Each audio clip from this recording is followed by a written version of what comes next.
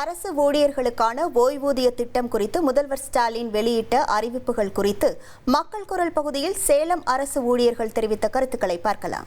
தமிழ்நாடு அரசு அறிவித்துள்ள அந்த உறுதியளிக்கப்பட்ட அந்த ஓய்வூதியம் என்பது முதல் பயனாளியே நான் தான்.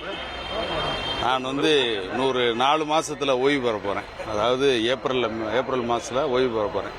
20 ஆண்டுகள் இந்த வருவாய்த்துறையில் பணிபுரிந்து வெறுங்கையோடு என்னை அனுப்பாமல்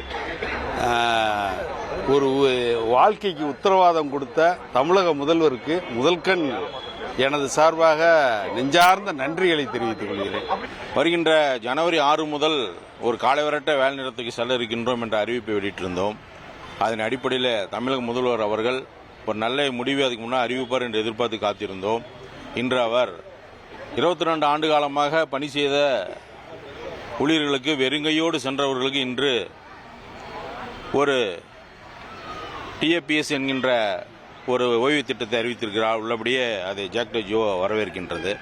சில ஓய்வூதியர்கள் ஓய்வு காலத்திற்கு பின்பு அரசு ஊழியர்கள் பிச்சை எடுக்கக்கூடிய நிலையிலும் நம்ம அன்னைக்கு மிகுந்த வேதனையோட பார்க்க வேண்டிய சூழ்நிலை இருந்தது.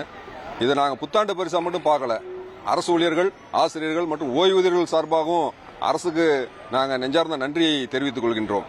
என்னென்று சொன்னால், மிகுந்த நிதி நெருக்கடி இருந்த போதிலுமே மாண்புமிகு தமிழ்நாடு முதலமைச்சர் அவர்கள் தாயுள்ளத்துடன் கருணையுள்ளத்துடன் இந்த அறிவிப்பை வெளியிட்டார்கள்.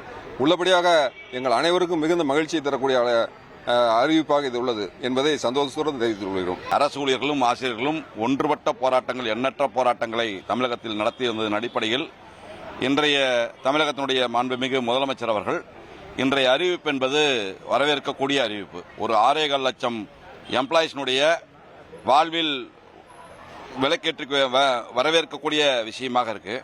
அது மட்டும் இல்லாமல் இன்றைக்கு நாங்கள் எதிர்பார்ப்பது இந்த தமிழக அரசுகிட்ட இன்னும் நிறைய கோரிக்கைகள் இருக்கு. சத்துணவு ஊழியர்கள் இன்றைக்கு சிறப்பு காலமுறை என்ற பெயரிலே அந்த சொற்பமான ஊதியத்தை பெற்றுக்கொண்டு இன்றைக்கு பணி செய்து கொண்டிருப்பதை இந்த அரசு பரிசீலிக்க வேண்டும். அவர்களுக்கு காலமுறை ஊதியமும் அதற்குண்டான ஓய்வூதியமும் வழங்க வேண்டும் என்பதை எங்களுடைய ஆவலாக தெரிவித்துக் கொள்கிறோம். இது புது வருஷ பரிசு, பொங்கல் பரிசையும் தாண்டி இது வாழ்நாள் பரிசா கருதுறோம். ஸோ அதாவது ஒரு நிச்சயமற்ற வாழ்க்கை மாதிரி இருந்தது.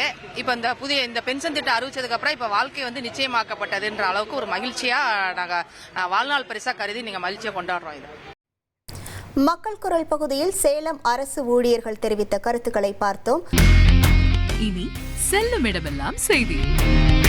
தந்தி டிவியின் வாட்ஸ்அப் சேனலை ஃபாலோ பண்ணினா செல்ல இருக்கும் இடமெல்லாம் செய்தி. இதோ QR கோட் இப்பவே ஸ்கேன் பண்ணுங்க, ஃபாலோ பண்ணுங்க.